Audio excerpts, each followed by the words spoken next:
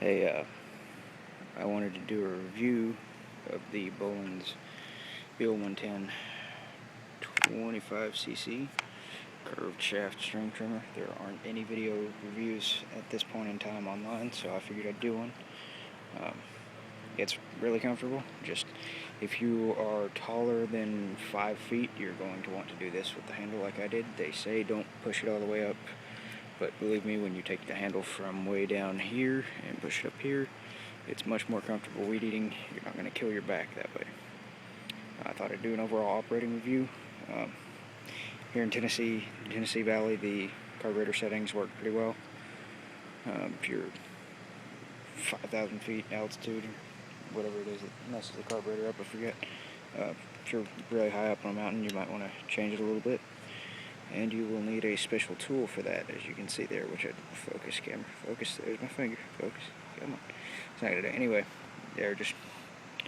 you will need a special tool to adjust the carburetor high and low settings, but you can adjust this pretty much on the fly with a pocket knife while it's running.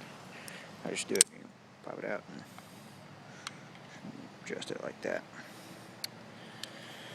Operating, it runs pretty good. It cuts pretty good. I'm running, a lot of people have problems starting this up and getting it to run, and overall problems. I'm just running 85% or 85 octane, 0% ethanol gas, and steel was HP Pro, whatever the highest grade steel mix is. And when I go to start it, I'll put my foot on it real quick.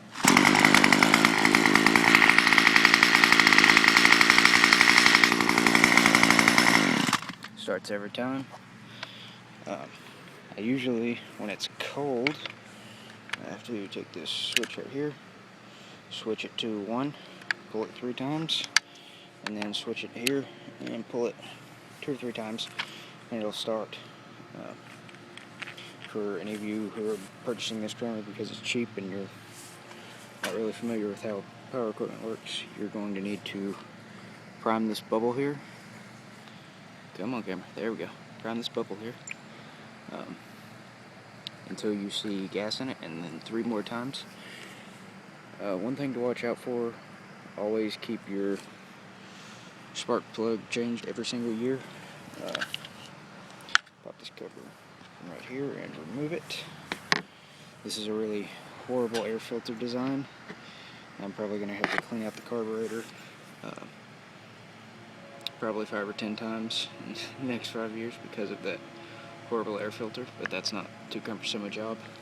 If you want to get to your carburetor on this, I'm just going to remove these 2 screws, this one right here on the air filter, this one right here. They are Torx T20/flathead, 9/32. You just remove them, and then once you remove those 2 screws, you're just going to push this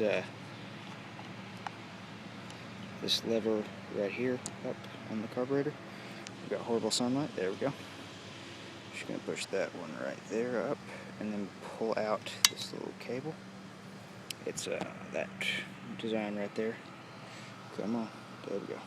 Looks like that. Sorry for the horrible camera. I'm shooting this on an iPhone, and I have really bad setting sunlight. And once you do that, just remove those 2 Torx T20 screws. Just get the carburetor off. What you're going to want to do is move this screw right here, this screw right here. First, you're going to want to unhook these. Where am I at here? Okay. You're going to hook your main fuel line, which is the green one, and then I may have that mixed up.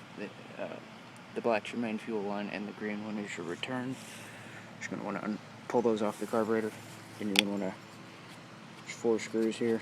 Just take them off. Check the metering diaphragm by pushing it in with your finger. The metering diaphragm is the one that's got the metal piece on it. Just push that metal piece on, or push the metal piece in while it's still in that outer cover there. If it flexes good and it doesn't crackle and it's not a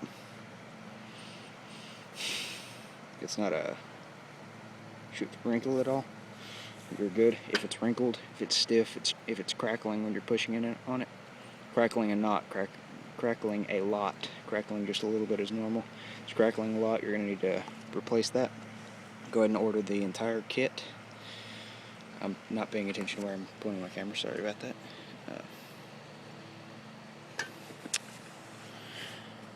Just go ahead and order the whole kit, wash plugs and everything. You can probably find a generic video for 2-cycle carburetor rebuilds online. Other than that, there shouldn't be anything else that you'll have to do with this. Run high quality mix, run no ethanol gas, or else you will have to clean your carburetor every single week and probably replace it every few months because it's just a shitty carburetor and air filter design. Other than that, $60 weed eater, runs great. It's got plenty of power for most people's jobs. And if you ever need to work on it, it's deathly simple. It's probably the easiest weed eater that I've ever done work on, and I haven't had to do much work on it since I've had it, which has been for about 6 months. Alright, thanks.